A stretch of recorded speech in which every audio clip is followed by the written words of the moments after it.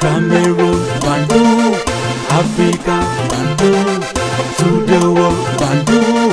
Salut les amis et bienvenue sur votre plateforme. Ici c'est votre humble serviteur, votre frère, l'Africain digne fils d'Afrique d'ailleurs, l'homme le plus noir du monde, le combattant d'ailleurs comme vous tous, celui qui veut la souveraineté de l'Afrique et tout de suite comme tous les jeunes de l'AES, tout le peuple de l'AES, nous sommes ensemble, ne l'oubliez jamais. Et j'ai pris que le Tchad, les dirigeants tchadiens comprennent cela, qu'il est temps d'intégrer l'AES pour sortir de toutes ces tentatives de coup d'État et tout ce qui se passe. Les amis, j'ai suivi avec beaucoup d'attention la sortie du porte-parole du gouvernement tchadien. Il a fait une intervention nuitamment sur la télévision nationale tchadienne et j'ai compris que après ces tentatives de coup d'État, entre guillemets, il a appelé la chaîne et on a organisé cette émission et il a éclairé la lanterne du peuple tchadien. Selon les dits du porte-parole du gouvernement tchadien, c'était une bande de drogués sur des dinars qui ont fait semblant comme si les véhicules étaient tombés en panne devant la présidence. Après, ils ont maîtrisé 4 gardiens et après, ils sont pénétrés au sein de la présidence, mais les autres gardiens les ont stoppés. Et on parle d'à peu près 19 morts. Et la question à savoir, est-ce que c'était un coup d'État, c'était quelque chose de bien planifié? Selon les dits du porte-parole du gouvernement tchadien, non, c'est pourrait que c'est un band de jeunes drogués qui ont la promis certaines choses et qui ont pensé que avec les gris-gris qu'ils avaient sur leur corps, ça pouvait les permettre d'éviter les balles. Mais bon, vous savez que c'est aussi important d'avoir une certaine connaissance, parce que si vous n'avez pas une certaine connaissance, ceux qui ont cette connaissance-là peuvent vous raconter du n'importe quoi et vous allez prendre ça pour agent comptable. C'est le mal qui est partout aujourd'hui. Je suis d'accord, tout le monde ne peut pas avoir le même niveau de connaissance, mais on peut essayer d'upgrade pour connaître, pour savoir, parce que sinon, on sera manipulé. Le Tchad n'a rien fait à la France. Vous comprenez là où je veux en venir. Même comme le porte-parole du gouvernement tchadien n'a pas accusé la France directement, mais les incidents qui arrivent là, les amis, ça paraît un peu bizarre. Il y a deux hypothèses selon moi, les amis. Ou c'est du mashkaroufka pour pouvoir dénicher les traîtres au sein de l'armée tchadienne. Vous comprenez un peu. Je parle là d'un coup préparé pour voir qui est qui et qui fait quoi. Ça, c'est la première hypothèse. La deuxième hypothèse, c'est quoi? C'est que Emmanuel Macron, vous savez que c'est le président le plus... je ne sais pas comment je vais dire, mais Emmanuel Macron n'est pas intelligent. Il a osé insulter l'Afrique.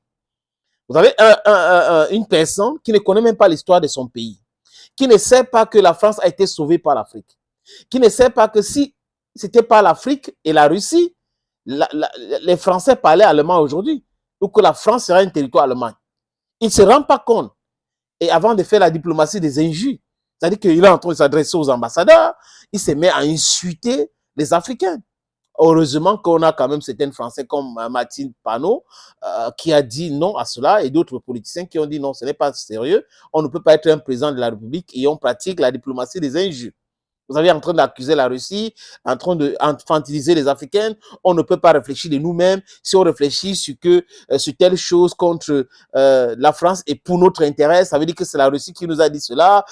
Non. En fait, il nous a insultés et on n'a pas à respecter Emmanuel Macron, les amis. Il faut qu'on arrête avec cette histoire des livres saints.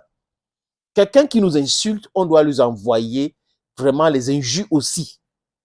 On doit l'insulter de la même façon qu'il nous a insultés. Et c'est pour cette raison que, les amis, cette parenthèse est très importante. C'est pour cette raison que j'ai cautionné la sortie du premier ministre sénégalais, Ousmane Sonko. C'était bien de rappeler à Emmanuel Macron son idiotie, sa stupidité, son ignorance même, hein, quand on parle d'histoire de la France. Et le président tchadien, Mamad Idriss Déby Itno, avait fait aussi une sortie après la sortie de son ministre des Affaires étrangères. Donc, tous ces éléments, je vous ai parlé des premières hypothèses, qui peut être que le gouvernement tchadien est en train de vouloir dénicher les traîtres au sein de son armée et autres.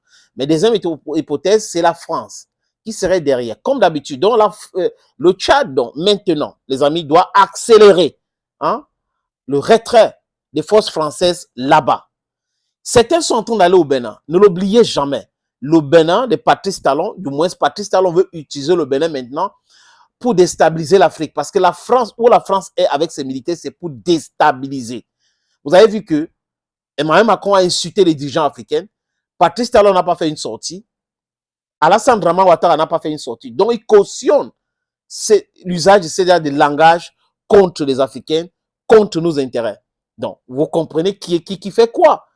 Qui peut parler, qui ne peut pas parler. Ceux qui ont parlé, ça veut dire qu'ils ont l'autorité, ils ont leur liberté, ils ont leur souveraineté à cœur et ils n'ont pas peur de la France. Les autres ont peur, ils ne peuvent pas parler parce qu'ils détiennent leur pouvoir de la France.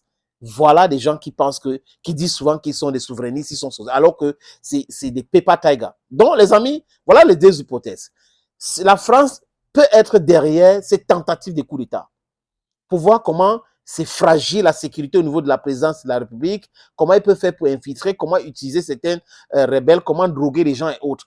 Tout cela est possible. Donc, le Tchad doit être vigilant. Le Tchad, je répète encore, doit être vigilant. Et Mamad Kaka Déby, je ne suis pas un fan de lui, pour vous dire vrai. Parce que je ne suis pas d'accord la méthode qu'il a fait pour l'utiliser pour arriver au pouvoir. Mais l'Afrique doit se faire avec tous ses enfants. J'ai dit l'Afrique doit se faire avec tous ses enfants. Kaka Déby, c'est un enfant d'Afrique. S'il change pour le bien de l'Afrique, les amis, qui suis-je pour ne pas l'embrasser? On doit l'embrasser. Donc, je ne suis pas un extrémiste. Je suis un souverainiste. Et un souverainiste, c'est celui qui pense qu'il faut que les gens, on doit être libre. Libre dans notre diplomatie, libre dans nos finances, libre de décider sur telle ou telle chose. On ne doit rien nous dicter. C'est ce que je pense. Donc, si Kaka Déby est en train de changer pour le bien de l'Afrique, c'est une très bonne chose. Parce qu'en Afrique, on a des dirigeants catastrophiques. Le catastrophisme, même, c'est un mot faible. Parce qu'ils ont déjà vendu les micro-États. C'est des gens qui n'ont pas de mbanzan. Ils n'ont pas le truc là, le coulio. Ils n'ont pas. Ils sont là uniquement pour le pouvoir et de l'argent. On détourne, on continue de détourner. Alors, je vous parle, les amis, vous suivez quand même l'actualité. Le calme est revenu au Tchad, mais j'espère que c'est un calme pour le calme et que ça sera pour longtemps. Je dis encore à l'armée tchadienne, au président tchadien, d'accélérer le départ des troupes françaises au Tchad. Ils doivent partir et partir rapidement parce qu'ils sont une force de déstabilisation. C'est une force déstabilisatrice. À comprendre? Okay. Thank you, friends, who is watching videos on this platform. Don't you mind? I am your Bamenda man, your Ikuna man, Yongi man, and I am proudly anglophone. Hey! L'homme le plus noir au monde. Bye bye.